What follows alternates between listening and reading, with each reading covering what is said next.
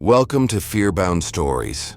Please subscribe to the channel and tell us where you're watching from and what time it is where you are. Now let's begin. In 2018, Elias Crane, a freelance photographer from Portland, Oregon, was hired by a small travel magazine to document forgotten places in America. His job was to capture what time had left behind: ghost towns, abandoned motels, dried-out lakes, places erased from maps. He planned to spend a week in eastern Nevada, exploring a half-buried mining town called Rathmore, a place that hadn't had a living resident since 1954. It didn't appear on GPS. Only a few grainy photos existed online, most from the 1970s. Locals warned him not to go. They said the roads near Rathmore moved, that compasses spun, that even the sky changed there. Elias laughed it off. He loved that kind of folklore, the desolation, the mystery, the silence. He left Portland on October 3, 2018, driving east with his Nikon D850, a tent, and a trunk full of camera gear. He never came back. The last photos he uploaded to the magazine's shared drive were time-stamped October 6, 7:42 p.m. They showed a dirt road vanishing into a red horizon, a church with its steeple broken in half, a sign that read Rathmore Pop 213, though the paint was too fresh for a ghost town. The final image, file name DSC1043.jpg, showed Elias standing in front of an old general store, smiling, camera tripod visible beside him. But the problem was, no one else was there to take it. It was perfectly framed, focused, centered, shot from a height and distance impossible to achieve without another person. When the magazine couldn't reach him for days, they sent a local ranger to check the site. The ranger found Elias's car parked beside the old church, doors unlocked, keys still in the ignition. The camera was on the front seat. Battery dead.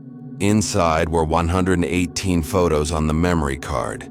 The first 117 matched the upload folder.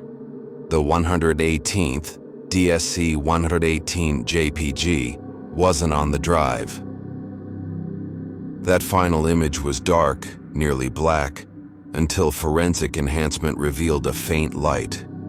Elias's campfire, and someone standing behind him. Not beside, behind. The figure was tall, thin, and half-transparent, its face blurred in a way no motion blur could explain. When the ranger checked the ground near the site, there were two sets of footprints, Elias's, and another pair, barefoot, leading straight into the desert. They stopped 20 feet away, and simply vanished.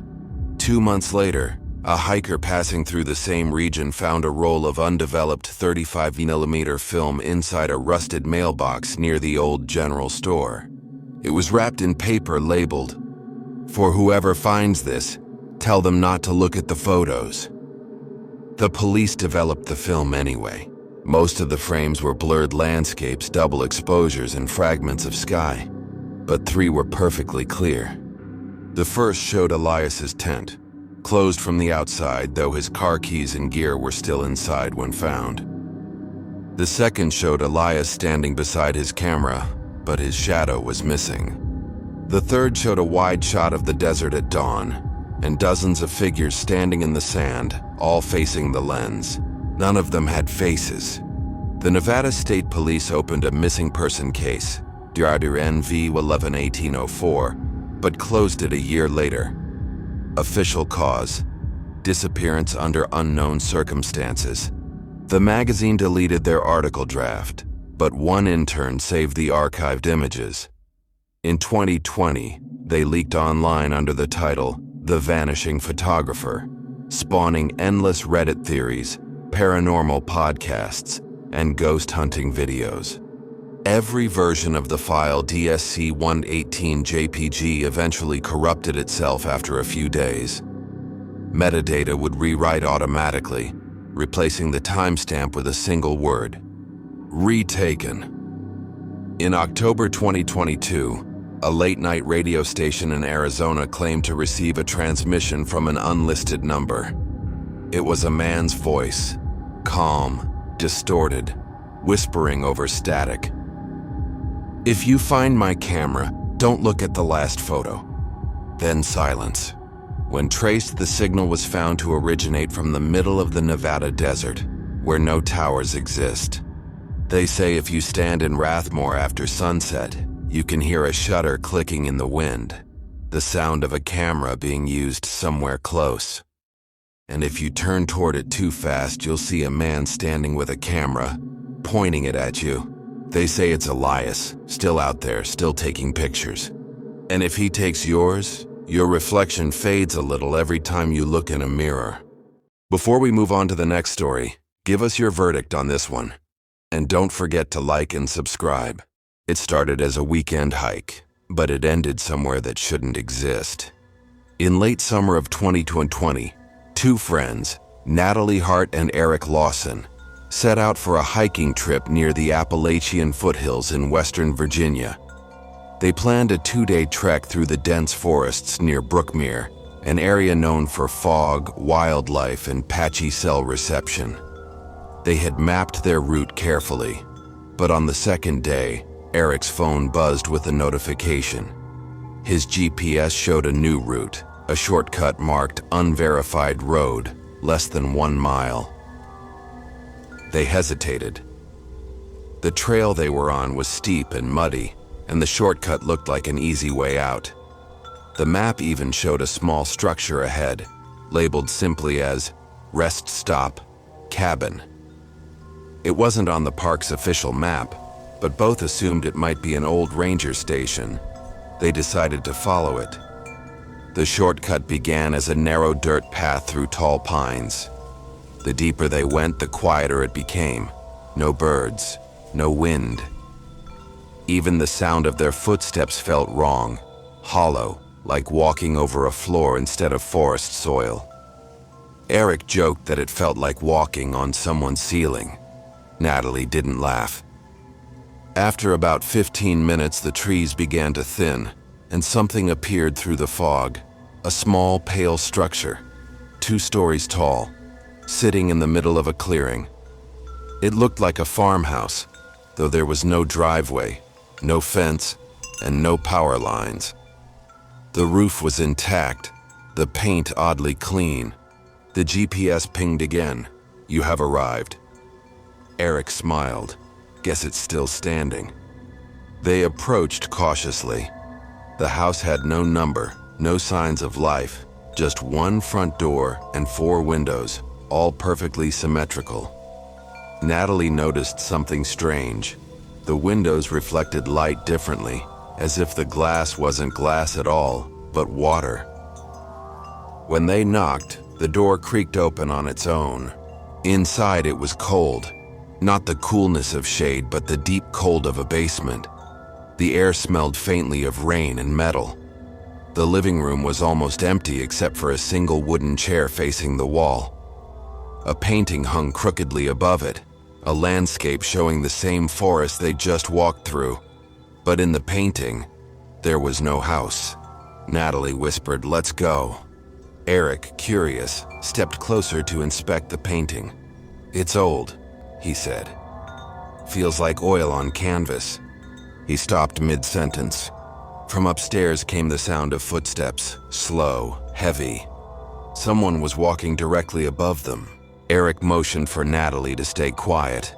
They stood frozen for nearly a minute, listening as the steps moved across the floorboards, pausing directly above their heads, then continuing toward the stairs. Eric whispered, "There's someone here." Natalie nodded, her eyes wide. She pulled the door open and bolted outside, but Eric stayed just a second too long. He turned to grab his bag and saw movement in the reflection of the window. Someone was standing behind him in the same room. He ran. They didn't stop until they were half a mile down the trail. Natalie finally looked back, but the house was gone. Only trees. The clearing had vanished. She pointed frantically at her phone. The GPS showed nothing. The path they had taken no longer existed. They camped that night near a stream, too shaken to speak. Eric barely slept. When he finally drifted off, Natalie heard him mumbling, over and over. The house had no shadows. None. By morning, Eric was gone. His sleeping bag was zipped neatly, his boots gone, footprints leading into the forest, and stopping 20 feet later, like he had vanished mid-step. Rescuers searched for 2 weeks. No signs of struggle, no scent trail, no body. The search map showed one strange thing. All GPS devices malfunctioned near that same area. One drone used by the rescue team captured a single frame before losing signal. A pale 2-story house standing alone in a clearing. When authorities returned to the coordinates, there was nothing, just untouched forest. Months later, Natalie checked her phone's location history. Every GPS point looked normal, except one. On the night Eric disappeared, her map app had recorded an address. It read, 1 Stillwater Road. Brookmere, Virginia doesn't have a Stillwater Road, it never did. They say that if you walk long enough in those woods, your GPS might start recalculating. It'll show a shortcut that wasn't there before, leading straight to a house with no shadows. And if you follow it, you'll never find your way back.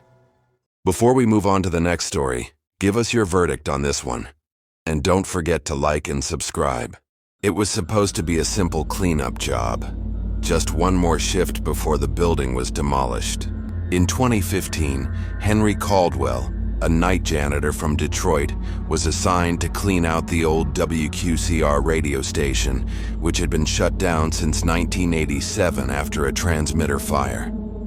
The company planned to tear it down the following month, but the demolition crew refused to enter at night.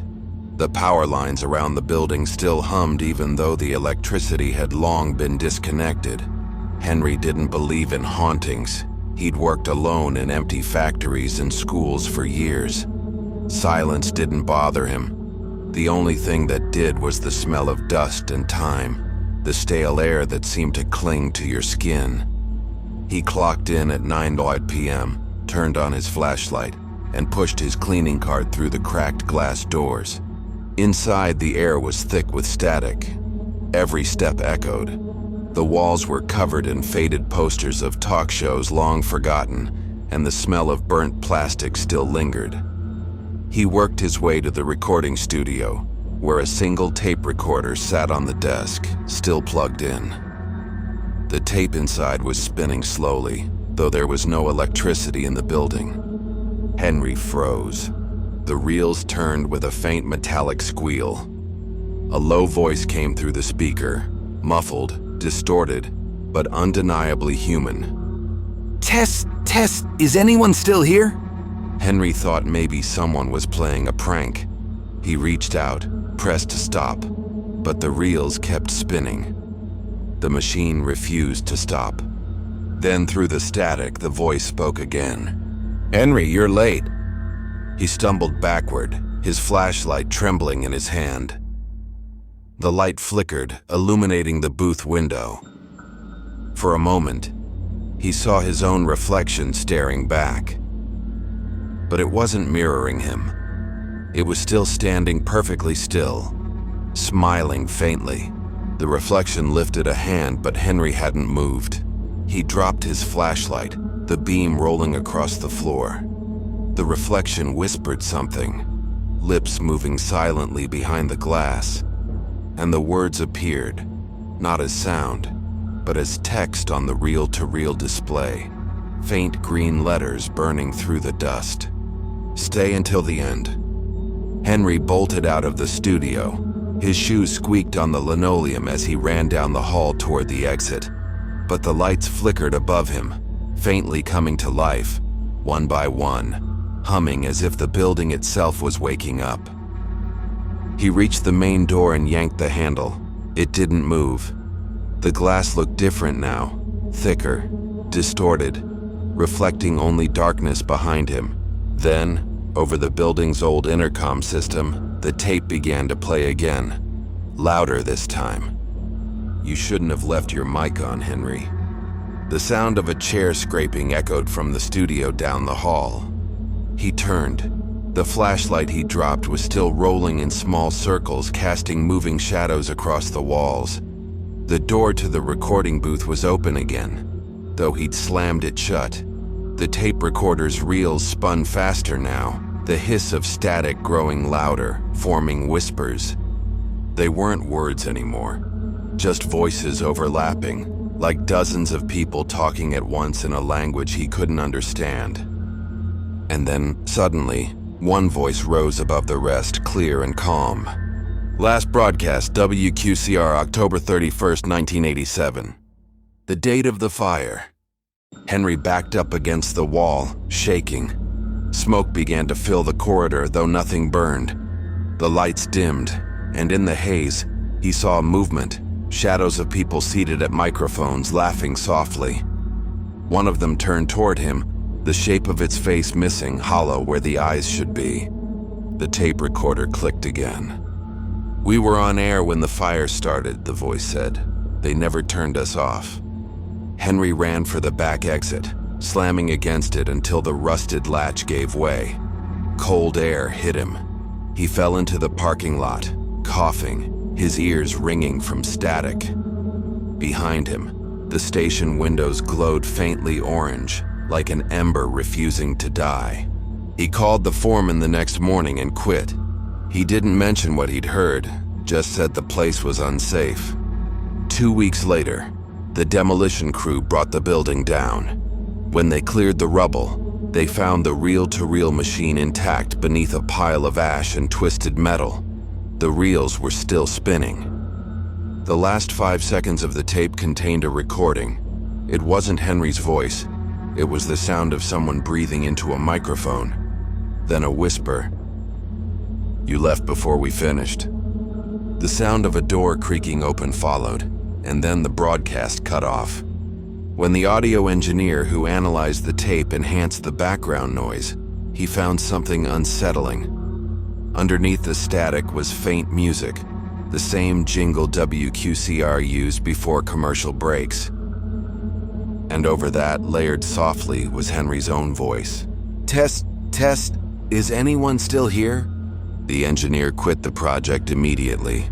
The tape was sent to storage and labeled "Property of WQCR Fire Investigation, Do Not Play." But every Halloween night, just before midnight, that same frequency, 104.3 AM, comes alive again across Detroit's airwaves. Static first, then breathing, then the faint echo of that same question, looping endlessly through the night. Test, is anyone still here? Before we move on to the next story, give us your verdict on this one. And don't forget to like and subscribe. It began like any other night on the late shift. On October 19th, 2017, Jared Lang, a 42-year-old bus driver in the town of Pine Hollow, finished his second-to-last route of the evening. The town was quiet, tucked between forests and low hills, the kind of place where the last bus of the night might carry 2 people, if that. His final run, Route 12B, left downtown at 11:55 p.m. and reached the outskirts by 12:40. At 11:53, the depot camera caught Jared stepping onto his bus, coffee in one hand, timetable in the other. He looked tired but calm. He waved to the night dispatcher and said, "Last run."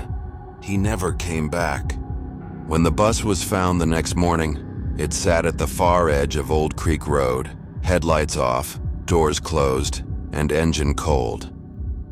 There were no footprints in the frost outside, only a set of tire tracks ending cleanly where the bus had stopped. Inside, all the seats were soaked as if it had rained indoors, and a fine white frost covered the windows from the inside out.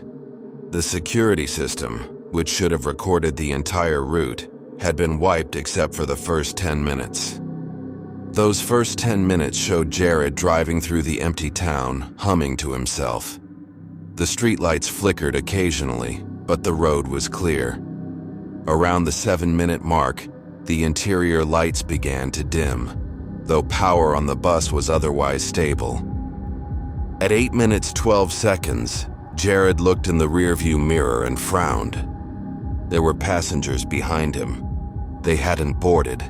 The depot footage confirmed no one else entered the bus. But the reflection showed 3 figures seated at the back, their outlines blurred, unmoving. Jared turned around. The seats were empty. When he looked back at the mirror, the shapes were gone. He muttered, "Not tonight, please." At 9 minutes 47 seconds, the radio crackled with a voice. Female, faint. "Last stop, don't forget the bridge." Jared adjusted the dial thinking it was dispatch, but the line was dead. Dispatch never called him. Then the GPS display flickered. Instead of his programmed route, the map now showed a detour, a straight line cutting through the forest to something labeled Pine Hollow Terminal. There was no such terminal. Jared slowed the bus. Through the windshield, fog rolled across the road, thick and low. He hesitated for a full 30 seconds, then sighed and turned onto the detour. The footage ended there. When investigators recovered the external black box camera, it had captured a final clip, 15 seconds of distorted video. The bus moving through dense fog, trees bending inward as if the forest were closing around it. The road appeared wet, though no rain had fallen. Then, just before the file cut to static, a reflection in the driver's side glass showed Jared looking toward the camera, but his eyes were black, and someone else's hand was on the wheel. Weeks later, a highway patrol officer discovered a second bus deep in the woods, more than 20 miles from Old Creek Road. The vehicle was rusted, its tires flat, its logo faded to ghost letters. Inside, the seats were arranged backward, facing the rear door, and a thin layer of frost coated everything. On the driver's seat lay a timetable dated October 19, 1987, exactly 30 years before Jared disappeared. The name on the schedule was unreadable, burned away by moisture. DNA from the steering wheel matched no one in the system. Residents near the forest sometimes report hearing the sound of brakes and an engine idling after midnight. On foggy nights, faint bus lights appear between the trees, then vanish without a sound. Local legend says there's a route that runs only once a year, the last bus to Pine Hollow. It doesn't pick you up from where you stand. It appears where you least expect it, when you're tired, cold, or alone, and the driver always looks familiar. If you ever see that bus waiting with its door open, they say you'll feel compelled to board. And when you sit down, every seat will be facing backward. Before we move on to the next story, give us your verdict on this one. And don't forget to like and subscribe. It was meant to be a peaceful escape. A weekend to disconnect, to breathe, to forget the noise of the city. In November 2021, Lauren Mitchell, a 29-year-old writer from Denver, rented a remote cabin in the Colorado mountains through a small website that specialized in off-grid getaways. It wasn't on Airbnb or any major platform. It was a local listing she'd found through a friend of a friend. The photos showed a small, beautiful log cabin tucked between pine trees, no neighbors for miles, advertised as the perfect quiet. When she arrived, the drive had taken nearly 5 hours from the nearest town. The air was thin and cold, the ground already dusted with the first snow of the season.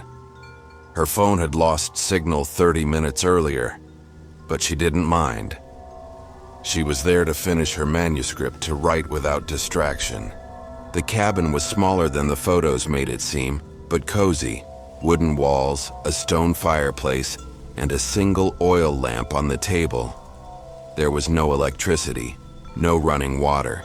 The key was left in the lockbox by the door, exactly as promised. But when Lauren stepped inside, She noticed something strange almost immediately. There were no light switches, no outlets, and most disturbing of all, no doors. Not just no bedroom or bathroom doors, there wasn't even a front or back door. She turned around in confusion.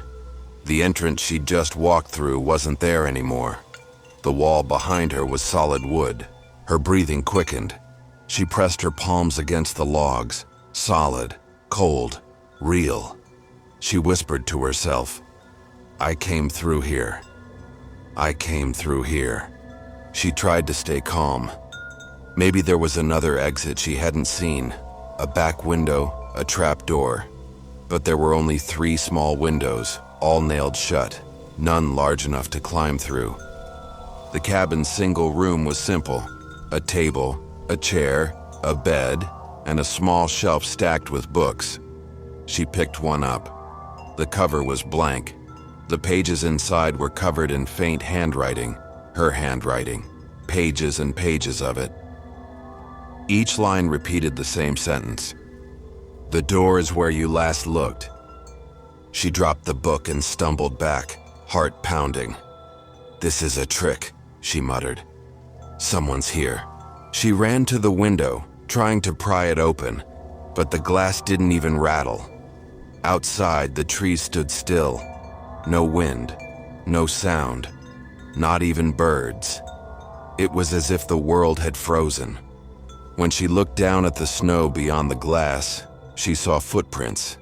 They led from the forest straight to the cabin, but stopped right beneath the window. There were no footprints leading away. Lauren backed away slowly. That's when she heard it. A faint tapping from inside the walls. Tap, tap, tap. She turned toward the sound. It came from behind the bookshelf. The tapping became scratching, then a low, dragging noise, like fingers moving across wood. She whispered, "Who's there?" No answer. But then from somewhere deep inside the cabin, a voice whispered back. Her own voice. "The door is where you last looked." She froze. The lamp flickered. Her pulse hammered in her ears. She tried not to look at the shelf, but something behind it moved. Just a shadow, slow and deliberate, like someone pressing against the wall from the other side. The boards flexed slightly, creaking with each movement. Lauren grabbed her coat and backed into the corner. The light dimmed until the room was almost pitch black. The lamp flickered again, and in the reflection of its glass, she saw something standing behind her. It looked like her, same hair, same clothes, but the face was blank, smooth skin where eyes and mouth should be. The lamp went out. The next morning, a park ranger patrolling near the ridge found Lauren's car parked off the trail. The engine was cold. Her belongings were inside: phone, wallet, and notebook, but no sign of her. The cabin's coordinates didn't exist on any property registry. When investigators tried to find the location based on her GPS trail, it led to an empty clearing. No cabin, no structure, just snow. The only thing found at the site was a single book buried beneath the frost. Inside were the same words written in a frantic hand. "The door is where you last looked." And on the very last page, written in faint pencil, "If you find the cabin, don't open the door." Locals now call that area Whispers Hollow. Hikers who wander too deep into the trees report hearing knocking behind them, sometimes soft, sometimes close. And a few claim to have seen a small cabin appear between the trees at twilight, only for it to vanish when they blink. They say that once you see it, you start dreaming of it. And in your dreams, there are no doors. You've just crossed the boundary between reality and the unknown. If you felt the fear tonight, make sure to subscribe before you leave, because on this channel, every story is just the beginning. New nightmares arrive every few nights, each one darker than the last. Until then, keep your lights low, your doors locked, and your mind open. You are now part of the FearBound family.